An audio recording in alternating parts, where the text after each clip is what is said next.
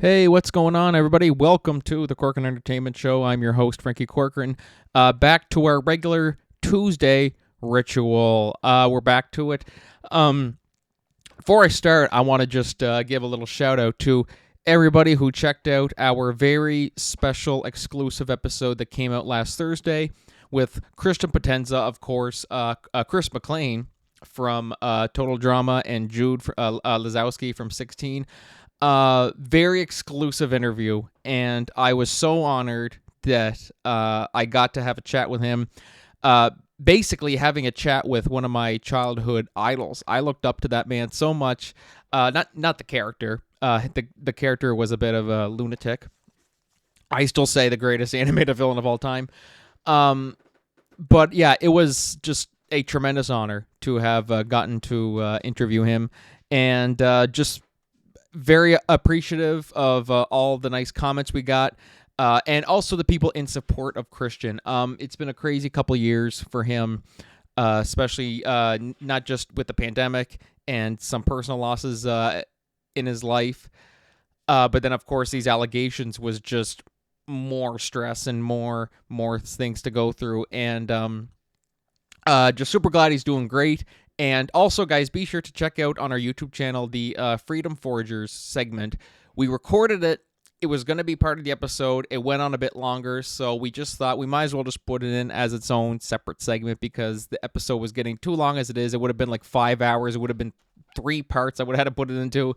So we just decided to just put it in as its own separate video, separate from Christian story. So that is a little plug for that. For those of you guys who saw the interview but didn't see the Freedom Forgers segment, I highly recommend that you do. Yeah, also, guys, just wanted to give a quick little plug, of course, because we announced on our Facebook page, Playhouse Choral has been postponed, of course, from November to March 1st to 2nd at the Beerbrook Inn Center. Tickets are $20, and they can be purchased texting or calling 624-3350, or sorry, 506-624-3315 area code. If there's anybody listening who wants to come see the show, yep, that's what you call to book the tickets ahead. So yeah, let's fill the house, guys, and let's make it worth it. So anyways, guys, moving on to our guest segment today. Today I'm joined by Gregory Harrison. Gregory Harrison is a musical theater performer, educator, singer, and he has his own teaching course, which is seen through Greg's Singing Voice, or Singing Greg Voice Studio. Sorry, my bad. Singing Greg Voice Studio. I had to mark that down so I don't forget what that's called. Yeah, so we have a great chat. It's a really good chat. We bounce back a lot off each other really well because of both our interests in theater. And so we talk about that, some of what he does. He even gives me a singing lesson as well, too, which was super exciting. It wasn't planned at all. I was just like, you know what? I think it'd be fun to try it. So stay tuned for that part. And later in the show, I'm going to give my thoughts on some recent comments from Giancarlo Esposito. Of course, he plays Gus on Breaking Bad and Better Call Saul, giving his thoughts on a possible Gus prequel. And also, the Oscar nominations just came out. I'll go through each of them, who I think is going to win from each one, and go from there. Let's place bets. I can go back later and see once the winners are revealed and just see how right or wrong I was. So anyways, guys, without further ado, just sit back, relax, and enjoy the show today.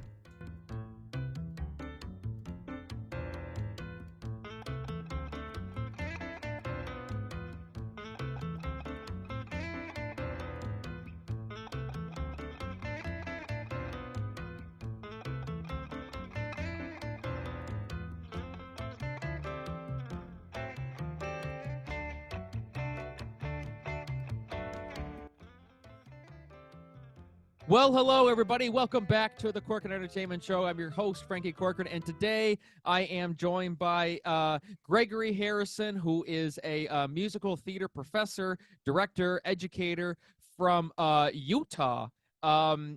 got lots of amazing writing and directing credits. Godspell, Next to Normal. He's also in Fiddler on the Roof, which opens January 26th and runs until March 30th. Gregory Harrison, how are you today? I'm doing well. Thanks for having me on the show. Yes, appreciate you coming on. And by the way, I probably should mention as well, or clarify, where is Fiddler on the Roof taking place? I plugged the dates, but I'm like, yeah, where is it taking place, by the way? Yeah, so it's at a community regional theater here in Utah called Hale Center Theater.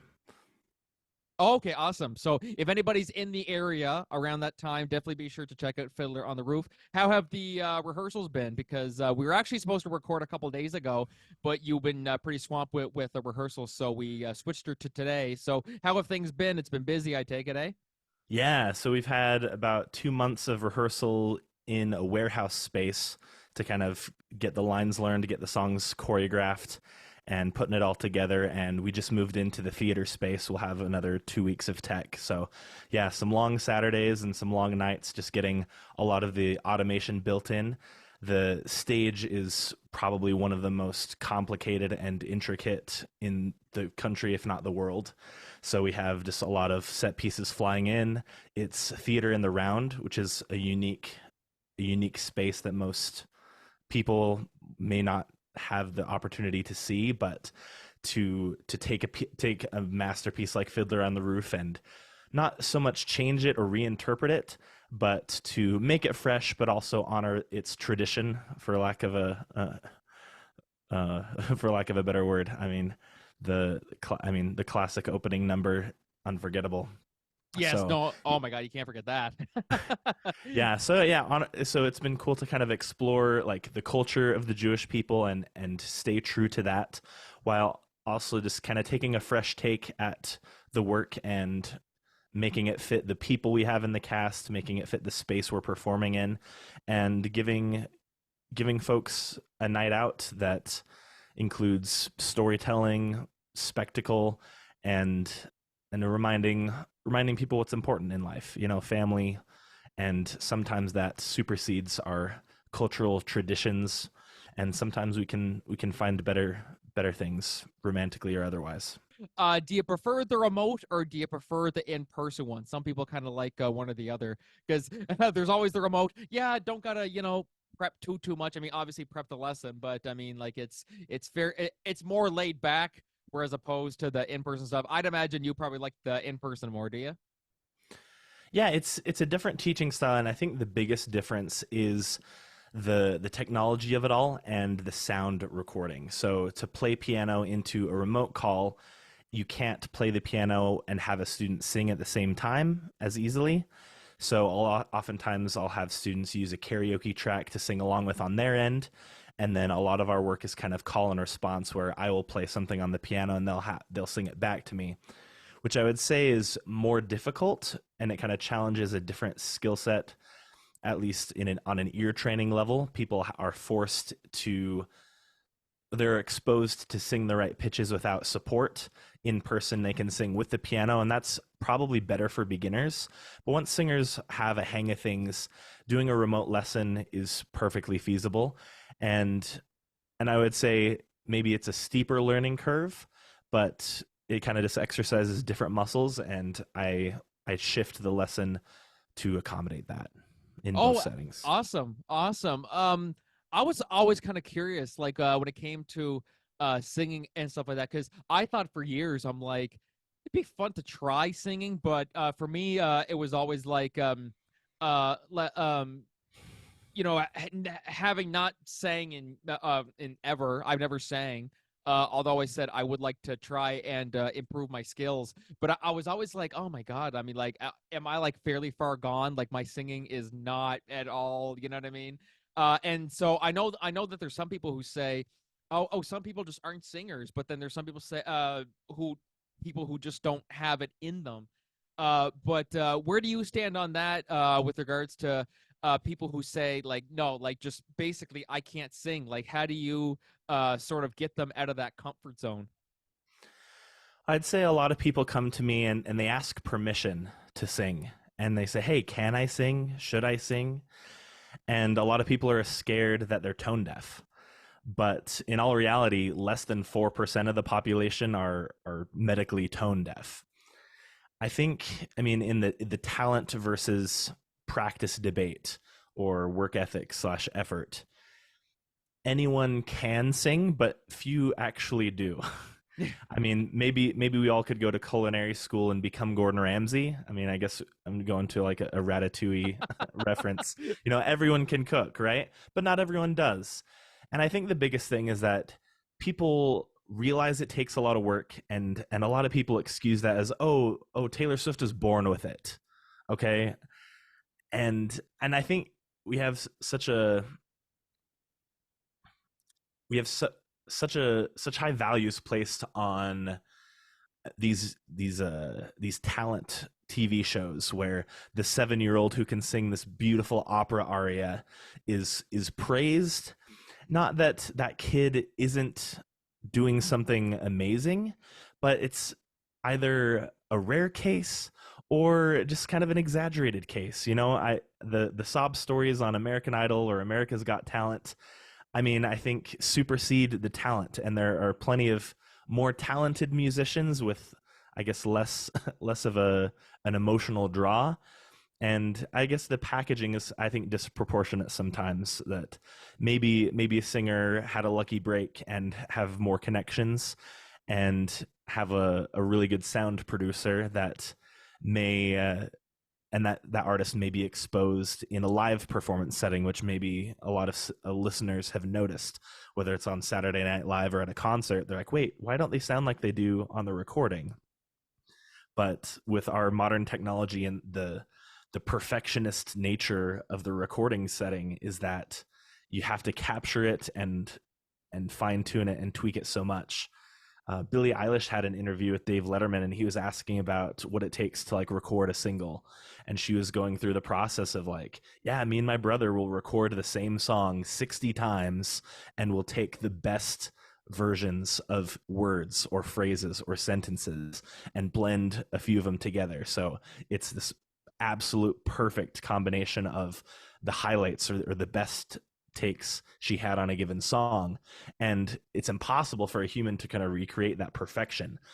But it's lovely, and it's an art in and of itself. But I personally enjoy the live performance a little bit more, the honesty of it, and the, I guess, the thrill of the high flying balancing act of something can go wrong. I mean, in live theater, it's always thrilling because, yeah, they've practiced and yeah, there's a plan, but sometimes things go awry, and that can be fun. So the skill involved in having a consistent, strong live performance obviously translates to a recording studio. But yeah, to return to your question, anyone can learn to sing. It does take work, and it takes guidance from ears you can trust. I've worked with a lot of different voice teachers, and I've picked up a lot of things, and I kind of have my own grab bag or toolkit to help other singers. The biggest thing is that if you've ever listened to a voice, your voicemail tone, like your voicemail greeting, or hearing a recording of yourself speaking, it's always disorienting and it's always confusing. Wait, is that my voice? Right? But it's on a scientific level, like the how your ears work. You have like internal hearing and external hearing. You have your face bones absorbing partials of the sound. So it's never going to sound exactly how you experience the sound. So having a teacher to guide you and be like, okay, let's adjust this. Hey, let's try this. And leading singers, or sometimes tricking singers into making new sounds they didn't know they could make, but then also refining those weird, wacky Frankenstein monsters, discarding the accidents, discarding the goofiness, but then figuring out the function, getting the muscles to work correctly. And once that happens, when we go into the interpretation of a song or that emotional level, a lot of those gaps are filled in. And as we kind of match technique with performance, with emotion, with storytelling, it all kind of blends together. And even if it's not recording studio perfect, it still can be compelling. And no matter if you're Taylor Swift or you've just been singing with a coach for a couple months, music still gets to be fun. Like, you still get to enjoy it. You still get to sing in the shower. You still get to sing along with the car in the car. You can sing with your friends at karaoke. I hate to gatekeep music. The classical music perfectionism, that high demand teacher that's like rapping your knuckles with a ruler every time you mess up, like that's not the teacher I want to be, or the teacher I would want to work with, right? So I think allowing anyone to sing and then giving them the tools to sing better. I think the journey of improvement is the important part. And it takes time, but I'm always amazed, even in the first lesson, by just kind of giving folks a couple things to chew on, a couple little tweaks. It's amazing how they can get more out of their voice. 100%, because some people have it, like, they have it, but it's also a matter of their confidence. Like, that's that's a huge thing too, like trying to get them out of that comfort zone, because obviously, I mean, you're doing theater, you're doing anything, there's always a little bit of, if you're going into it and you're nervous, you always got to step outside your comfort zone in order to improve your self-esteem and to improve your skills. Like, uh let's say someone who is scared of heights their whole life, once they or they're scared of, like, I don't know, like, let's say one particular um um bridge or building or something like that. Like, yeah, like, speaking from experience for myself, there's a bridge, for those of you guys around here in Miramichi know, of course, the Centennial Bridge, big high bridge. And as a kid, I was scared shitless of it. And so anytime that, like, my parents would say, okay, we're going across the bridge, I'd say, no, turn around, turn around, turn around. But then once you kind of keep going up the bridge and getting off it, you're like, okay, it's actually not too bad. And I mean, obviously it might not be like an apples to apples comparison, but it almost kind of is similar to theater and musical theater and singing in general, is that, yeah, sure, it looks scary and sounds scary, but it's all about you and your confidence and how much you really want it. Does that make any sense? Totally. I think, I mean, to lean into that metaphor, like, we don't just wake up and say, you know what, I'm going to climb Mount Everest today. It's like, maybe I'll, like, go on a hike. Maybe I'll do a marathon today. Those big physical activities, maybe you can train and be able to run a marathon. Even, like, getting up on a Saturday, like, oh, maybe I could do a 5K. Without training, you're gonna have a hard time. Yeah, But you, that's you brought me. up you're right. You brought up two important points, though: the talent and the confidence. Talking about confidence, I would say that definitely has a filter on a performance. When you see someone in the zone, confidently delivering a monologue or a song or a dance number, it's so compelling. That confidence isn't just like, I don't know, maybe some people have that charisma or that it factor, but I think in most cases that confidence comes from experience. That dancer has done that move hundreds or thousands of times. They've been doing routines for decades. So to do it one more time is no big deal to them. But for someone starting out to do that routine for the first time, that's very intimidating. Their muscles aren't coordinated. Talent comes from, I don't know, I mean, different people have those inclinations, or for me, I attribute a lot of my musical familiarity, especially starting out, with just my mom playing music in the car, whether it was Josh Groban or Celine Dion or NSYNC or whatever a cappella boy bands, like, hearing One that music Direction. yeah, hearing that music, trying to, like, imitate the weird, wacky pentatonics sounds of the boop boop bop bops or whatever, and just kind of experimenting with my voice on a subconscious level for years growing up. And whether it's like singing in church or at school, just that experience built over time. So in high school, when I saw the school musical and I saw the choir perform, I said, you know what, I could do that. And taking that step wasn't such a big reach, but even so, after beginning that process, I was like, you know what, I need some more specialized training. So I reached out to a voice teacher and began that process. And decades later, here I am, becoming the teacher I wish I had when I was younger, and helping folks refine their voices so that they can jump in and audition for a community musical or sing with their friends, jam with the guitar buddies, whatever it is. And was that something that you always knew yet? Like it was always in the back of your mind? Certain people might have like a certain career in the back of their head. Maybe I'll do it someday, but just kind of push it aside. Was that always in the back of your mind, or was it just something that just kind of came naturally as you grew as a singer? For me, I was under the delusion that I would be playing basketball in the NBA. But after middle school, I didn't make the high school basketball team, and that dream went out the window. So I had to find something else course correct. So my mom twisted my arm and got me into the choir junior year, and I've been singing ever since. So it's something I kind of avoided for a while. I thought I was going to do software engineering or international business or something else, but all the roads kind of led back to music. It's what I'm good at. It's what I enjoy, and as much as I do perform, I enjoy teaching much, much more.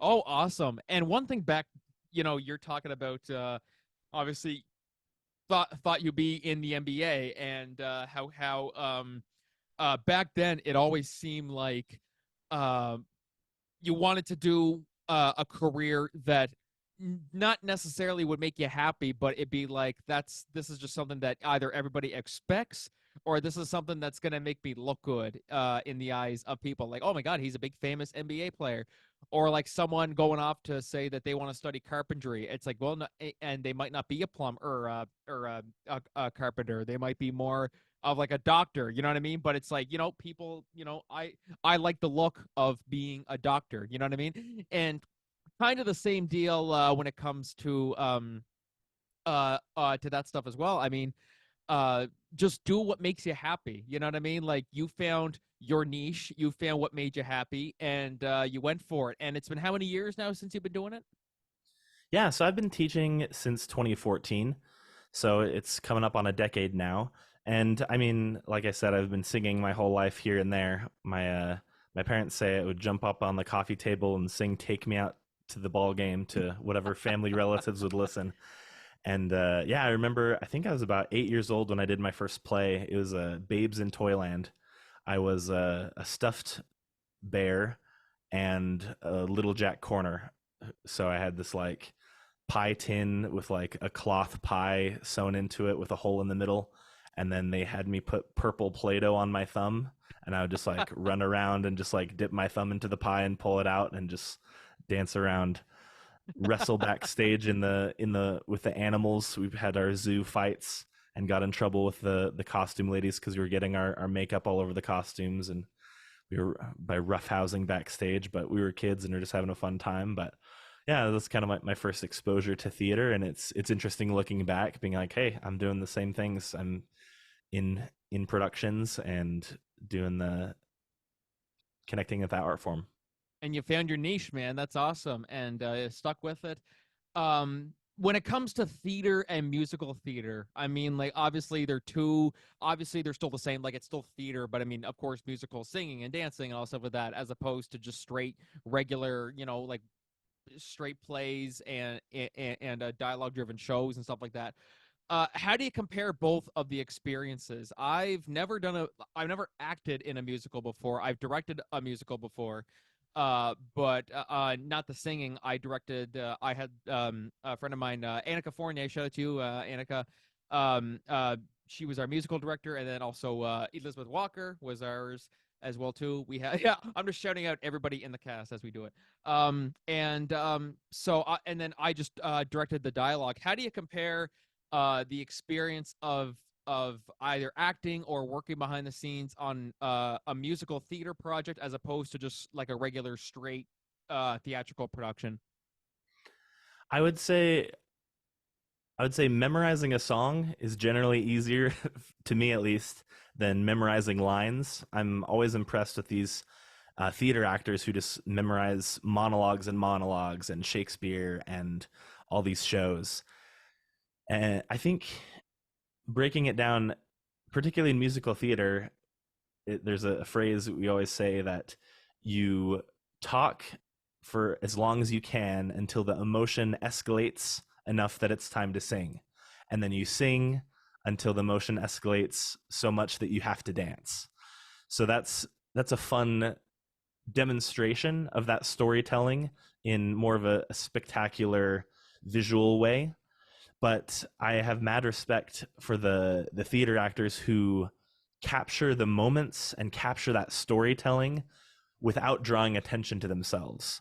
It's so interesting how tough it is to, as they say, act natural, Mm. and how the best actors look like they're not doing anything at all, but they're just either just being the character. And to embody different characters, whether it's a comedy or a drama, whether they're the hero or the villain, whether they're the love interest or the random uncle or the tree number 3 in the background. Every part plays a crucial role in the overarching story.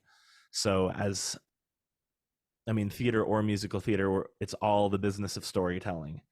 And it's, for me, singing comes first, but I've done a lot of supplemental training to develop more acting chops. And I've been in enough shows that my dancing skills aren't hopeless, but I'm not joining the Rockettes anytime soon either. There's promise there, though. There's promise, you know? I'm coordinated. I'm not stepping on too many people's feet, and I'm not football tackling anyone in the choreography. I mean, even in both, like, there's so many different ways to show off your capabilities. Because of course, straight plays, like, dialogue driven, it's memorizing all those lines. Musical theater, you're also still memorizing lines, but then also more so than that, you're memorizing the songs and all that. But one thing that I really do love about, like, just straight dialogue driven plays is, whereas musicals will have, they have the songs and the big numbers and stuff like that to express what the character's feeling. I find it very rare when you got a good straight, just dialogue driven show, and the actors, they're just so good at what they do in conveying the facial expressions and the emotions, that you don't need to see a big number or for them to outright say how they're feeling. You just see it just right through their acting and in the script. Like that right there, I always really liked. But there's definitely advantages to both. I mean, like, how do you see that? Yeah, the local theaters and plays I've attended, I've seen a lot of Agatha Christie murder mysteries. I've Mm. seen a lot of like British farcical comedies, and it's always interesting how relatable they are to regular life in ways, even if it's a more exaggerated stakes in the murder, trying to solve the murder, or these kind of just silly situations where, I don't know, whether it's play that goes wrong or lend Love me a that one. tenor, or something like that, where it's just like these misdirects, or someone puts them on a mustache and they become an entirely different person, and there's just like these funny misdirects that makes the audience feel really smart because they see the big picture, but then the the piece finds a way to outsmart them, even though the audience feels like they have all the information. It's like, So I mean, you brought up leading or Lend Me a Tenor. Another show that Ken Ludwig did was Leading Ladies, where, of course, the two guys dress up as women to basically claim this older lady's fortune. And meanwhile, like, the characters in the play genuinely believe that they are very, very attractive women. But meanwhile, the audience sees it and just like, how could anybody believe that those guys are or that those people are like really girls? Like, come on, really?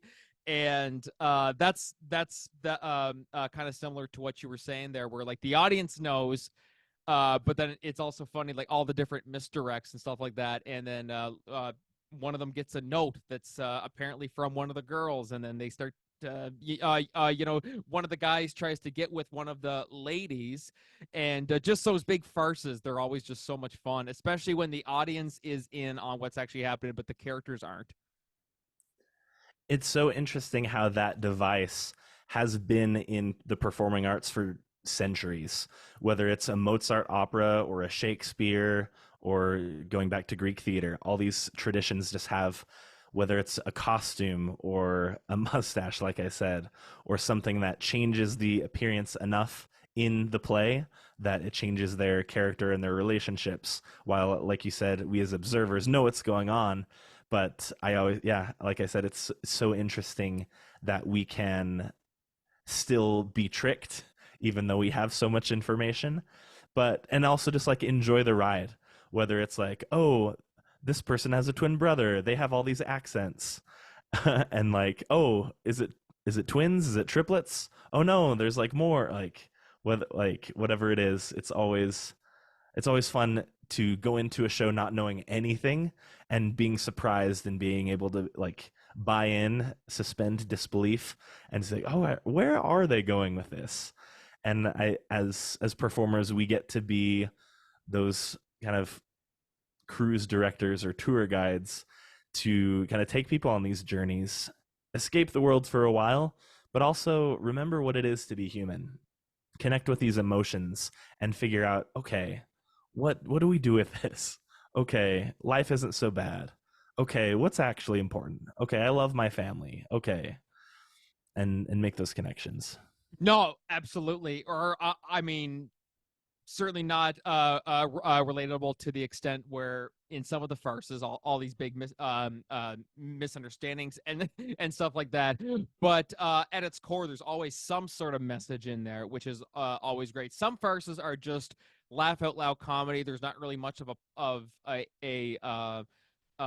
moral to the story. It's more so just come on in, shut your brain off for 2 hours, and just laugh your ass off. Like those ones right there, I really really like a lot. But I also love the comedies where you can laugh your ass off, but then also come back learning something and feeling like, oh shit, like that's true. Like as you said, I do love my family.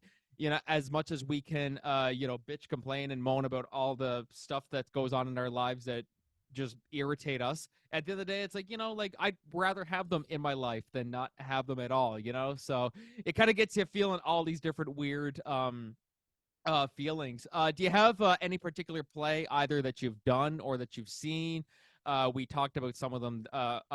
Some of the greatest there now, The Play That Goes Wrong, which is, in my opinion, one of the best plays ever, in my opinion. But do you have one that stands out to you? Plays. Yeah, or musicals as well too.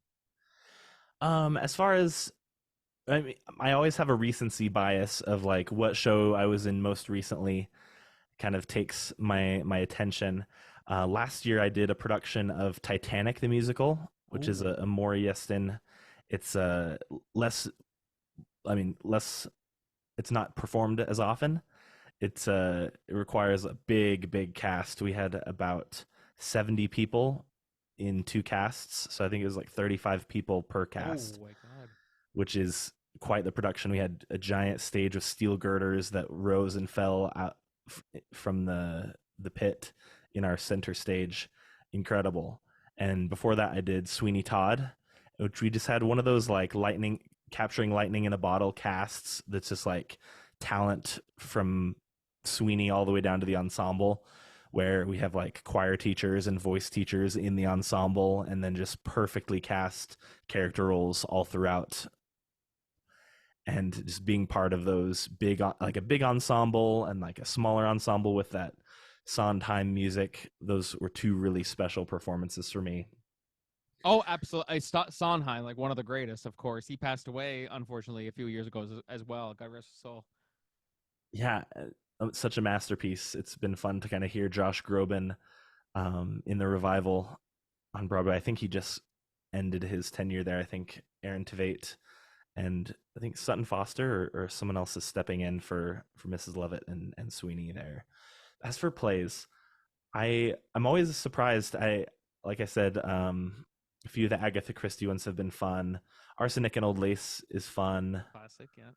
Um, what else have I seen? Play That Goes Wrong. Did you watch The Play That Goes Wrong? Yeah. Yeah, we had a really good production of that. I think it was like right before the COVID pandemic, but we had, yeah, it was so hilarious, especially being an actor and just knowing how many of those things are plausible, of just like, oh yeah, things go wrong and you don't expect it. And it's so amazing how well coordinated that is, of just all the bits of, okay, someone gets trapped in a dresser or a wardrobe, or someone's backstage, or the stagehand has to step in for a role, and then whatever. The body stretcher tears as they lift up the body. Oh, Yeah, yep, yeah. yep. It was and just and yet and we had a very like a mechanical stage where like they go up to the second level and like it starts collapsing and they like start falling off it, and then they have to like scramble up to avoid falling, and it's like, oh my goodness, how did they coordinate this? I've always And said, if people ask how I want to die, I always answer, I want to die doing the play that goes wrong. That's my last play that I'm ever gonna do. If I die doing that show, that's how I want to go. No better way to go out. I'm blanking on the name, but there's another one in a similar vein where it's like three acts and they perform the same thing, and it's like you get the front state, like you get the front view, the back view, and then the front view again. Oh, I'm blanking on what play that is. It's a similar thing to play that goes wrong. Oh, Oh, I almost said Plaza Suite by Neil Simon. I almost said that, but that's all in the same room. It's just different characters. oh, But it's that's it's noises off. That's what I'm thinking of. noises. Oh yes, noises off. Yeah. So that is another fun one I've enjoyed, is again seeing all the like dropping lines and the consequences there, getting stuck in a loop, or just business with a telephone cord, as archaic and out of our lives as that technology is. But yeah, it's just like, oh no, the receiver doesn't reach. Oh, I have to hold this up. It's the all that hijinks is just so fun. And you want them to leave laughing. You don't want the audience to leave. Oh, or well, depending, if they go into a play knowing that it's a drama, then it's okay. But you also want them to just walk out just going like, oh my God, I can't get over how funny that was. So there's really kind of both, like the drama is good to kind of help people learn something, take something home with it, and as opposed to comedy where it's just, you might learn something, but at the end of the day it's a comedy. Just go there, shut your brain off, and have a good time. And we know, and good works will introduce what to expect so early on and set the expectations so that you aren't scared for the actors being in danger, or whether it's noises off where you like jump into the story and then it kind of evolves and the repetition is familiar, but there's always nuance to separate act 1 from 2 from 3 in noises off.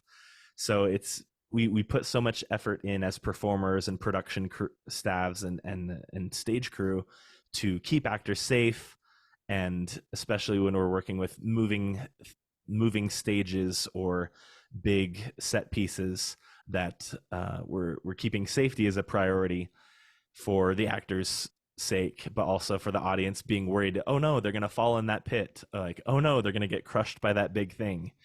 So it's fun to kind of flip that on its head and do some of those things on purpose, and like, oh no, they're trying to pick that person up, oh no, they ripped it.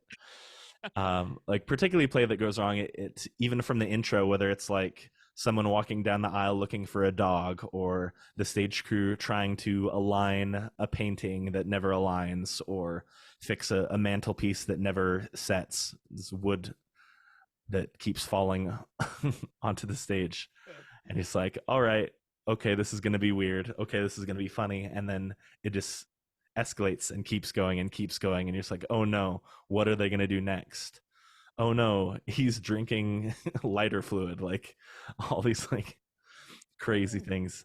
It had me when they get caught in the dialogue loop where someone keeps forgetting their line. Good God, I needed that one. Oh, I love that one. And they keep going and going and and just going and just and spitting it out and spitting it out. And when I went to see it in New York, they were selling shirts in the lobby saying, "Good God, I needed that." And I think like almost everybody that I went with bought one of them. It was just like one of the best things of the whole trip. We're all come back, we're like, "Good God, I needed that." Every time we drink something, it's one of those plays. It's so quotable too. Like yeah. I love as soon as it starts off, they're like, "Oh, the inspector's on his way." And it'll be hard for him to get here in the snowstorm. And then they open up the curtains and they just fling the snow. And A it's snowflake. the commentary on just like low budget college productions or just like low budget community productions, and it's like anyone who's ever performed at that level knows, oh yeah, that's exactly what happens. It's the believability from an actor's perspective is so strong, and it's you definitely feel seen when you're like, oh yeah, I've been that character. Oh yeah, I've been in a cast with a character who's like that. And whether it's the backstage sabotage of noises off, or just the the cast drama of personal lives interfering with performance. Or I saw that one comment someone made. It was uh, I'm paraphrasing it, but it was like when I went to see this play, everybody was laughing their asses off. But when I watched it, it just gave me PTSD as a theater kid. I'm like, yes. Absolutely, absolutely, and hopefully we can separate ourselves enough and not and not be too triggered by it. But yeah, I mean, I was in a Beauty and the Beast production where, as Gaston, I was trying to get to the Beast high in the castle, but the crew didn't move the connecting set piece with the stairs, so I like couldn't quite get to him. And I was like, all right, the vamp music's coming to an end. We don't have a lot of time for this fight. And it's just like having elements, crucial plot elements like that, be instituted the night before open, and You're like, then shit, not we gotta be keep it going. yeah, and then not be executed on opening night, and then having to work around and climb up the back of the set, and then like gently step down on a stair to pull the beast down safely, execute the fight with different timing, and the castle is restored as we were sprawled on the floor, punching and scratching and clawing at each other. It worked out, but it's those moments where the fake switchblade, the blade falls out of the knife right before you're supposed to stab someone with it. I was in Tuck Everlasting as Man in the Yellow Suit, and end of Act 1, you're supposed to stab the immortal kid, exposing his immortality. But I pull the knife out, and the blade, broken from the preceding production of West Side Story, falls on the floor. I reach down, pick up the blade, put it back in the switchblade handle, forget the line I was supposed to say, and I just stab him to keep it going and end Act 1. Yeah, sorry, you're dead. What can you Oh do yeah, though? or in West Side Story, whenever at the end when Tony's getting shot, whatever kind of gun technology or stagecraft is used, whether it's a gunshot from the soundboard, if anything ever goes wrong, it's always a bang shouted by an actor, which completely destroys the facade or the moment. Or in rehearsal, when 4 gunshots go off because the delay, they kept pressing the button, and then 4 gunshots go off, and then the goofy comedy actor playing Doc hits the deck, pretends he got shot, just as a joke. So I heard of a production where like the gun wasn't working, so the actor like took off his shoe and threw it at him, and the Maria went along for the ride, picks up the shoe, and like looks at Chino and is like, "Is there enough poison in this shoe for you? For me, Chino?" It's like, Oh, okay, yes, but maybe we don't pretend there's poison in shoes, and maybe we don't point at all our actors. Kind of sabotages the stakes. So that's why we rehearse. That's yes, why exactly. that's why we establish these things. Like somebody So say, these "Oh, things don't happen. this rehearsal's too long. Can we end soon?" Well, do you want to mess up on stage? No, then just sit there and be quiet. You know what you're getting into. The patience is required to make it right. Exactly, exactly. Patience is a virtue. So Greg, where can people find you on social media, and maybe where can they find you to take some of your classes as well? Yeah, so I have a YouTube channel, Singing Greg Voice Studio, and I'm also posting on TikTok at Singing Greg. And you can also visit my website, singinggreg.com, to look at lesson packages, contact me, and schedule in. I'd love to hear you and help you achieve your singing goals. Oh, awesome, awesome. So maybe just before we sign off, can you give me a little bit of a quick singing lesson? What can you give me? Sure. Let me see. Take a look here. Guys, I'm just gonna show you guys here. Greg's gonna teach me how to sing. I just want to see. It might not be. I might not be very good, but Greg's gonna try his absolute best to. Yeah, let's see if I plug my piano in and if you can hear it through our call. The tech is always tricky. It's always the worst. Oh, yep. Can you Perfect. can you hear that piano? Yeah, absolutely. Okay, well, here's what we're gonna do. We're gonna do just a little like diagnostic, and then I'll give you a couple things to try. Okay. Can you just sing an ah, 5 notes up and down? Ah. All right. Can I just hear that? All right.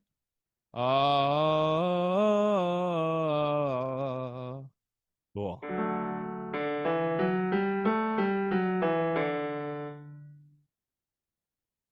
Can you repeat that? Okay. On an ah?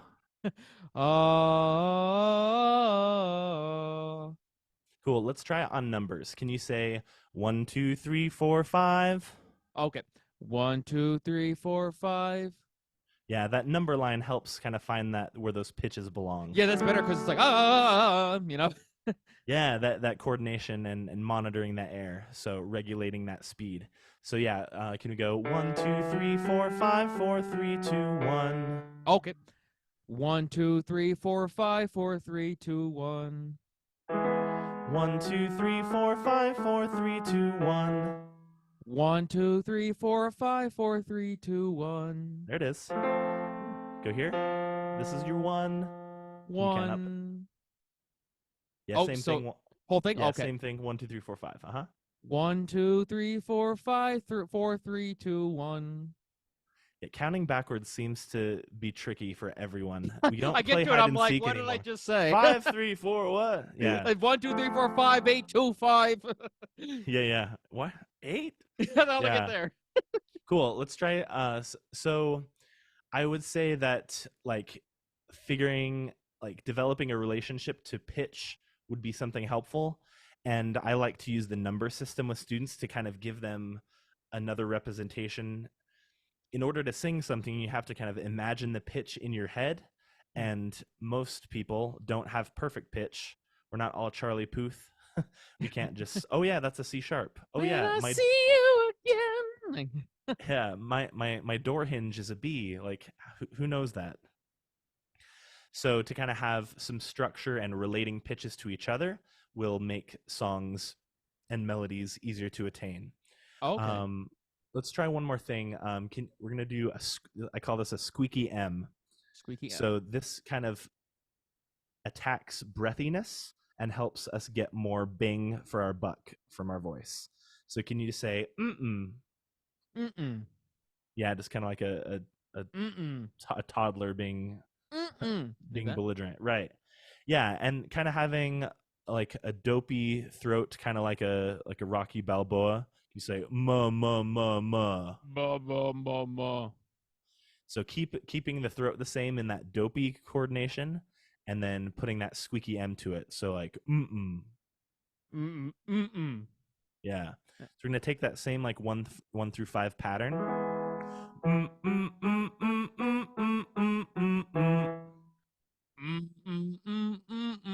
Wait, shit, sorry. Yeah, you did 4 notes. Let's just do 5. All right, here, I'll do it with my fingers. Oh, I still Yeah, messed you it kind up. of did 1, 2, 3, 5, and then you got lost.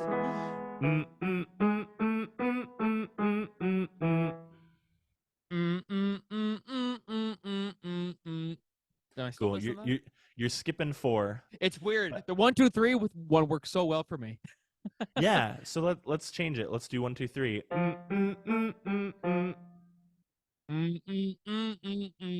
There you go.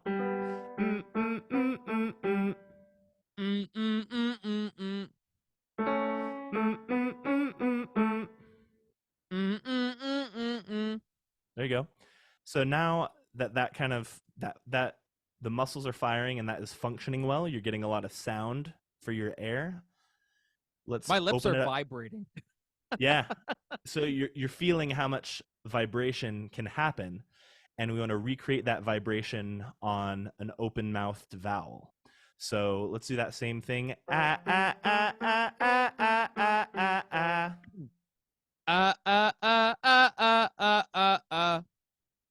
so that vowel is very clear. Very clear. Yeah.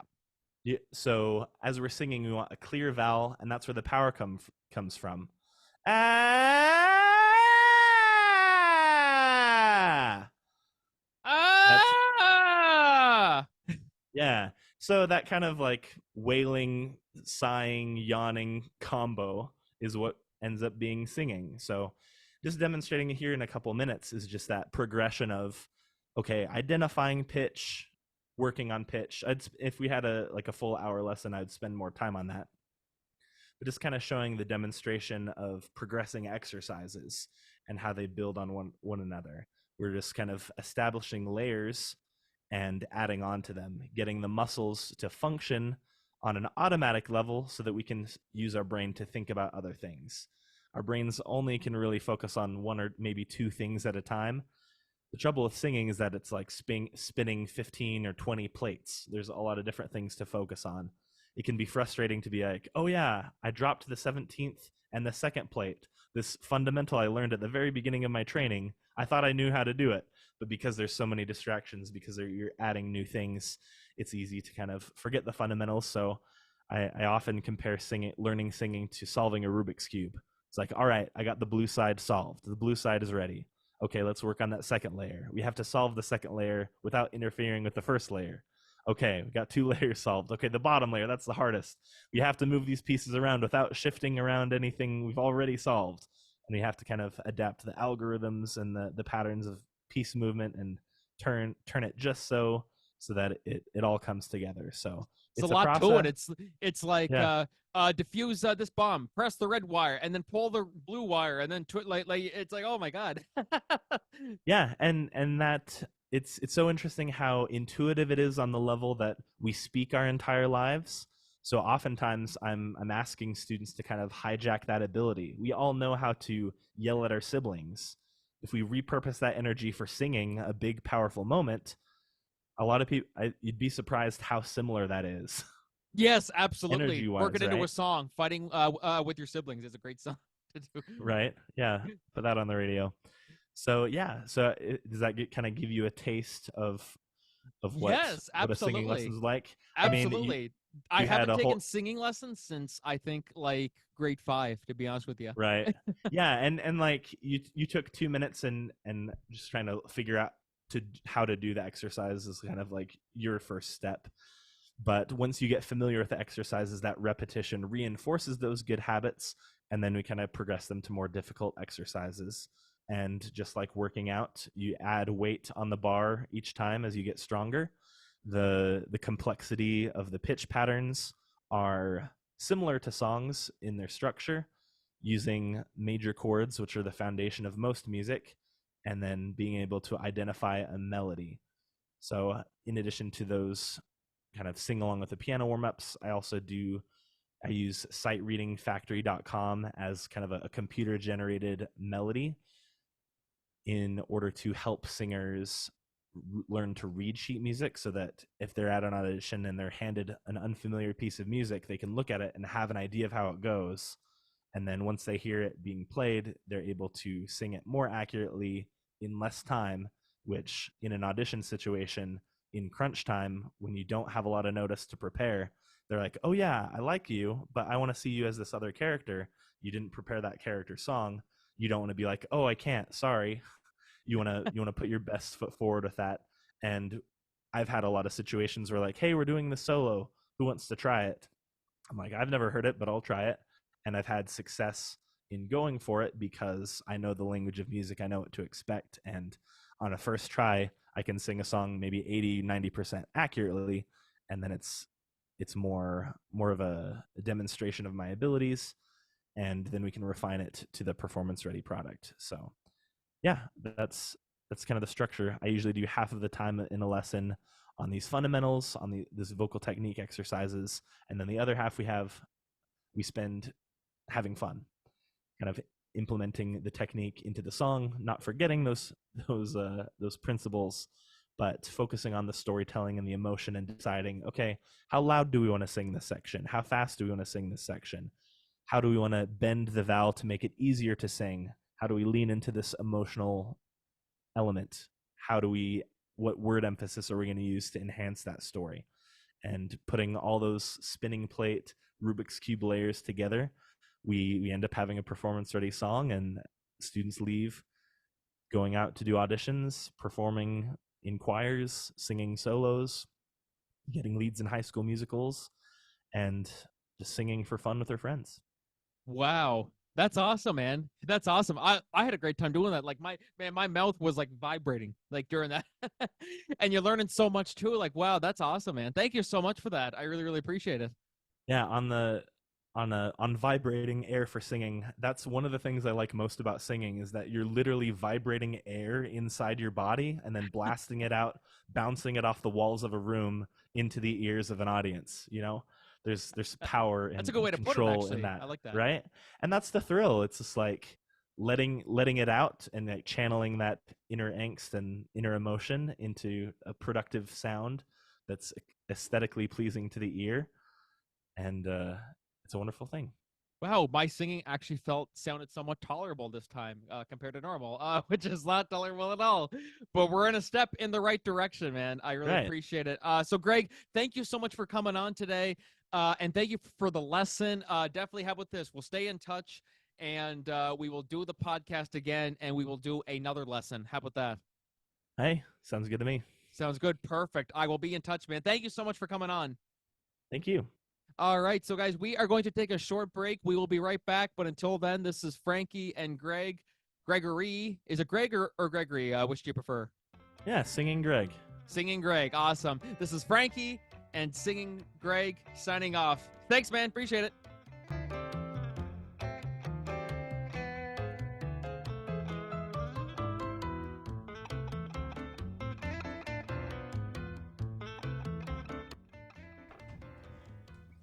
All right, everybody. Welcome back to the Cork and Entertainment Show. That was me and Gregory Harrison.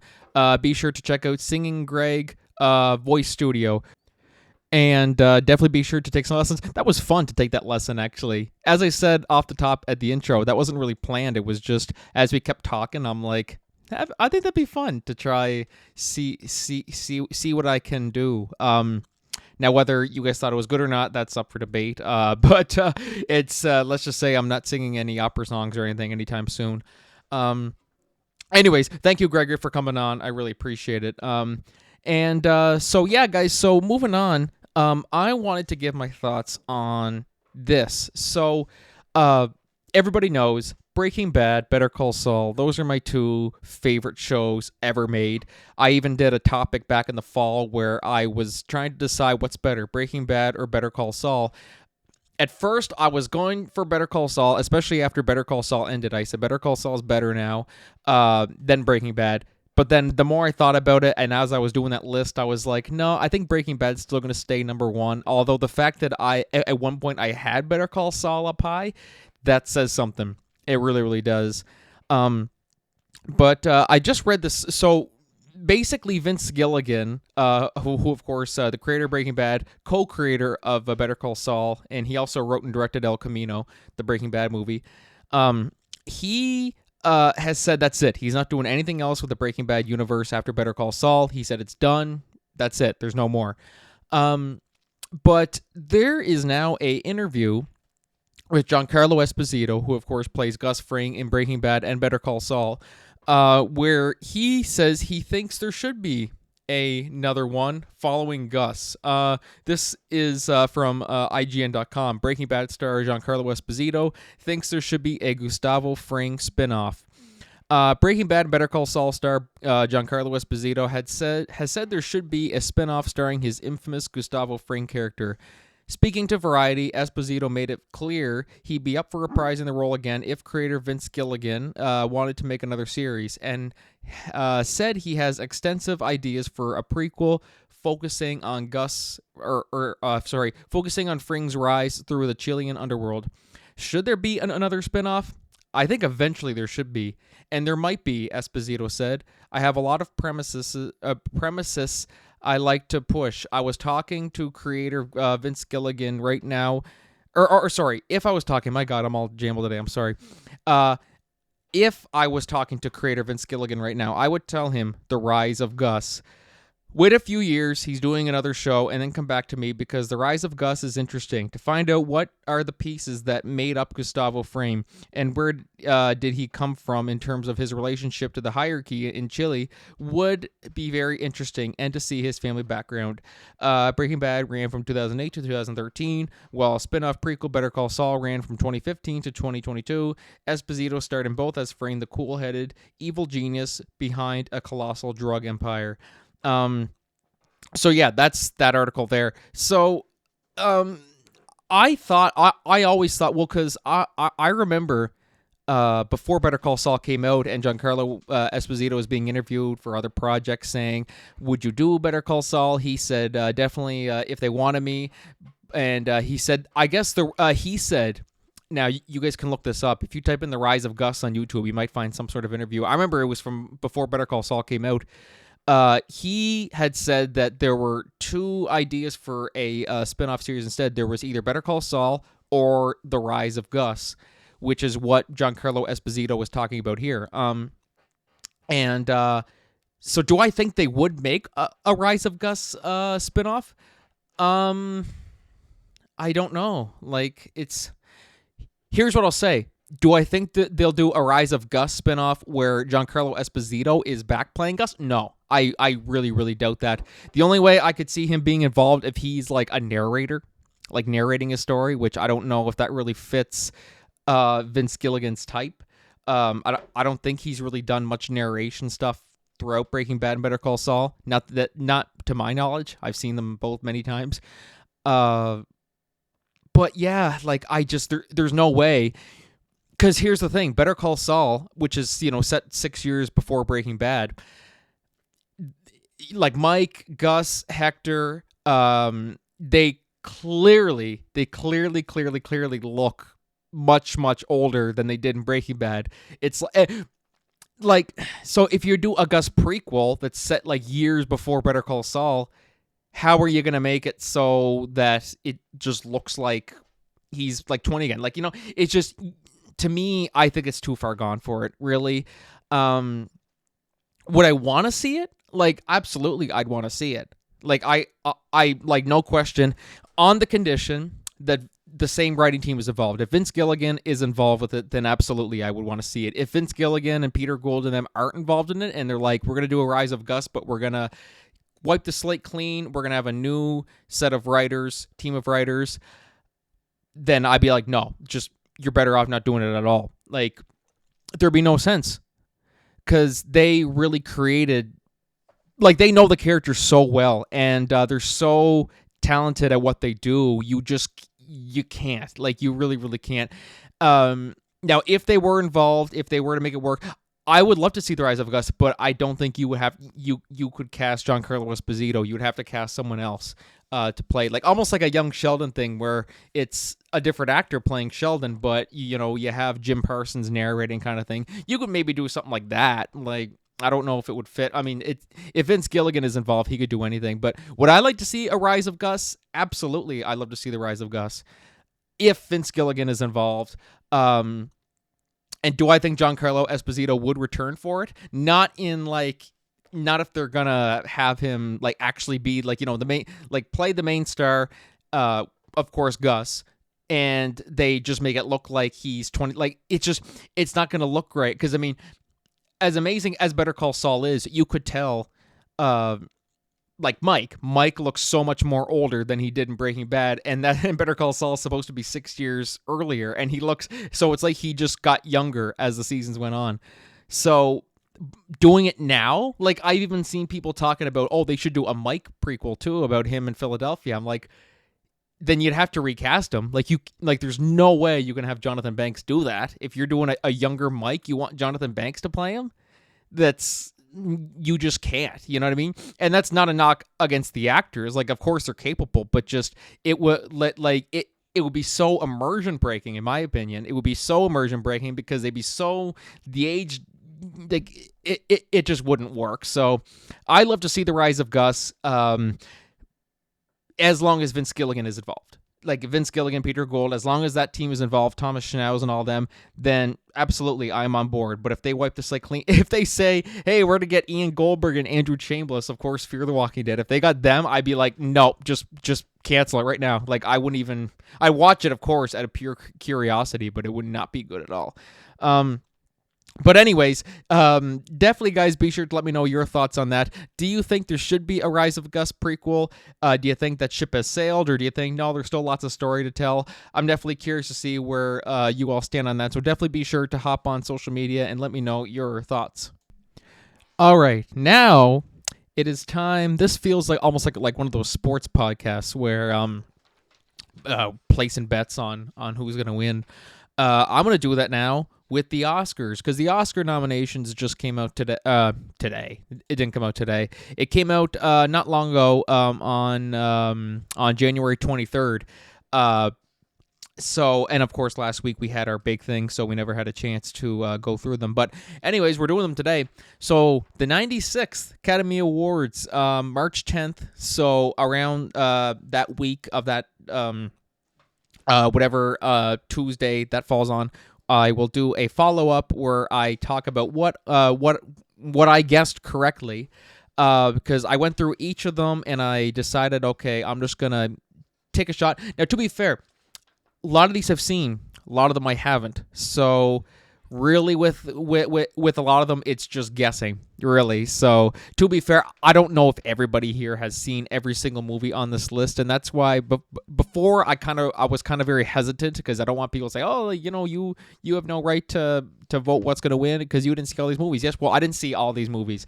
I saw a good chunk of them, but not all of them. So I'll go through each of them, list off the nominees and who I think is going to win, and then at the end I'll recap it all. So, and then you can hold me to it.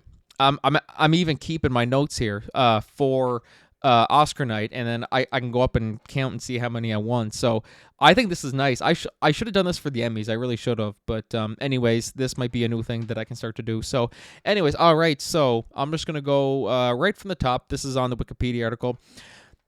Best Picture, American Fiction, Anatomy of a Fall, Barbie, The Holdovers, Killers of the Flower Moon, Maestro, Oppenheimer, Past Lives, Poor Things, and The Zone of Interest.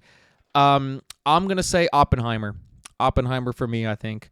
Best Director, we have Justine Triet from Anatomy of a Fall, Martin Scorsese, Killers of the Flower Moon, Christopher Nolan, Oppenheimer, Yorgos Lanthimos, Poor Things, and Jonathan Glazer for The Zone of Interest. Christopher Nolan. I say Christopher Nolan for Oppenheimer. Best Actor, Bradley Cooper, Maestro as Leonard Bernstein, Coleman Domingo, Rustin as Bayard Rustin, Paul Giamatti, The Holdovers as Paul Hunnam, Cillian Murphy, Oppenheimer as J. Robert Oppenheimer, and Jeffrey Wright in American Fiction as Thelonious Monk Ellison. I'm not sure how you say that. I've never even seen that movie. So here's the thing with this one. Who do I want to win? I want Bradley Cooper to win. I think he was fantastic in Maestro, and I think it's probably like his magnum opus. Personally, in my opinion, wrote, directed, produced, and delivered a fantastic performance. But who I think is going to win? Cillian Murphy for Oppenheimer. So far, Oppenheimer's in the lead right now for who I think is going to win everything. But that might change here. So, of course, now we have, moving on, Best Actress, Annette Bening Nyad as Diana Nyad, Lily Gladstone, Killers of the Flower Moon as Molly Burkhart, Sandra Hüller, Anatomy of a Fall as Sandra Voitier, Carey Mulligan as Maestro as Felicia. I can never pronounce her last name right. Felicia Bernstein, we might as well say, because she marries him. So, and Emma Stone for Poor Things as Bella Baxter. For that, I'm going to not do Oppenheimer for this one. I'm going to go for Lily Gladstone for Killers of the Flower Moon. I've yet to see Killers of the Flower Moon, but yeah, that's what I'll go for. If I went through and just voted for each one who I like for each movie I've seen, Yeah, a lot of these are guesses. Like, yeah, I know, like, people might say all they want about how, oh, like, you didn't see them, you had no right to. It's like, whatever, just let me do my thing. Um, oh, by the way, best actress, I gotta say, and I didn't say it for the director. There are two significant snubs here. Margot Robbie was snubbed for best actress, and Greta Gerwig was snubbed for best director for Barbie. Barbie got all the other nominations, but not those two. Those were really interesting. I think anyway. It really mirrors the plot of Barbie, to be fair. But yeah, that was interesting. That's another topic I can discuss some other time. But yeah, I was really surprised by that. Anyways, all right, where am I? Best supporting actor, we have Sterling K. Brown, American Fiction, as Clifford Cliff Ellison. Robert De Niro, Killers of the Flower Moon, as William King Hale. Robert Downey Jr., Oppenheimer, as Lewis Strauss. Ryan Gosling, Barbie, as Ken. Mark Ruffalo, Poor Things, as Duncan Wedderburn. I'm going to go for Robert Downey Jr. on this one.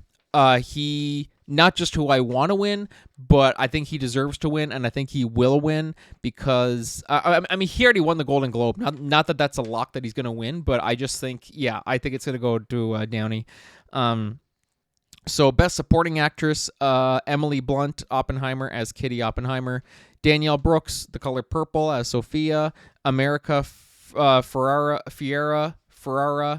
in Barbie as Gloria, which I'm like, just off topic here, or off track.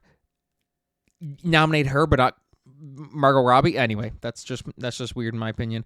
Jodie Foster, Naiad as Bonnie Stoll, and Divine Joy Randolph in The Holdovers as Mary Lamb. This one, yeah, it's tricky. I'm just gonna go with Emily Blunt. I'm just gonna go for Emily Blunt. To be blunt, I think it's gonna be Emily Blunt. Yeah. So, what's next here? Okay, best original screenplay: Anatomy of a Fall, Justine Triet and Arthur Hurt. I'm just gonna name the movies. I'm sorry, I'm fucking up the names, so I'm just like, I might as well just name off the movies instead. Best original screenplay: Anatomy of a Fall, The Holdovers, Maestro, May, December, and Past Lives. I'm gonna go for The Holdovers. Best adapted screenplay, which this is gonna be another topic for next week, where we talk about is Barbie original or adapted. That's a whole discussion people are talking about, but anyways, that's what we'll talk about that next week. American Fiction, Barbie, Oppenheimer, Poor Things, The Zone of Interest. I am going to go with Barbie for this one. Best animated feature: The Boy and the Heron, Elemental, Nimona, Robot Dreams, and Spider-Man Across the Spider-Verse. Spider-Man Across the Spider-Verse. Best international feature film: Io Capitino, Perfect Days, Society of the Snow, The Teacher's Lounge, The Zone of Interest. I'm voting The Zone of Interest. Best documentary feature film: To Kill a To Kill a Tiger. That wasn't even first on the list. That was my pick. To Kill a Tiger, Bobby Wine, The People's President, The Eternal Memory, Four Daughters, and 20 Days in Mariupol. Butcher that. I'm so sorry. So yeah, To Kill a Tiger. That was on like the bottom of the list, but I said it first accidentally. Whatever. Anyways, nobody knows what the hell I'm talking about. Best documentary short film: The ABCs of Book Banning, The Barber of Little Rock, Island in Between, The Last Repair Shop, Nai Nai, and WIPO. I'm gonna go for The Barber of Little Rock. Best live action short film: The After, Invincible, Night of Fortune, Red, White, and Blue, The Wonderful Story of Henry Sugar. I'm going to go with Invincible. Best animated short film, we have Letter to a Pig, 95 Senses, Our Uniform, Pachyderm, War is Over, inspired by the music of John and Yoko. I'm going to go with 95 Senses. Best original score: American Fiction, Indiana Jones and the Dial of Destiny, Killers of the Flower Moon, Oppenheimer, and Poor Things. I vote Oppenheimer.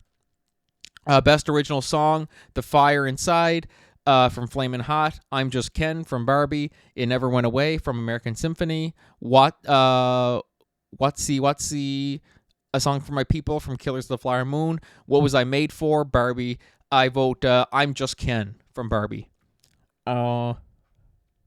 Best sound, The Creator, Maestro, Mission Impossible, Dead Reckoning Part 1, Oppenheimer, and The Zone of Interest. I'm going to go with Mission Impossible, Dead Reckoning Part 1. Best production design, Barbie, Killers of the Flower Moon, Napoleon, Oppenheimer, Poor Things, Barbie. I vote for Barbie. Best cinematography, El Conde, Killers of the Flower Moon, Maestro, Oppenheimer, Poor Things. I vote Killers of the Flower Moon. Best makeup and hairstyling, Golda, Maestro, Oppenheimer, Poor Things, Society of the Snow. I'm going to go with Maestro.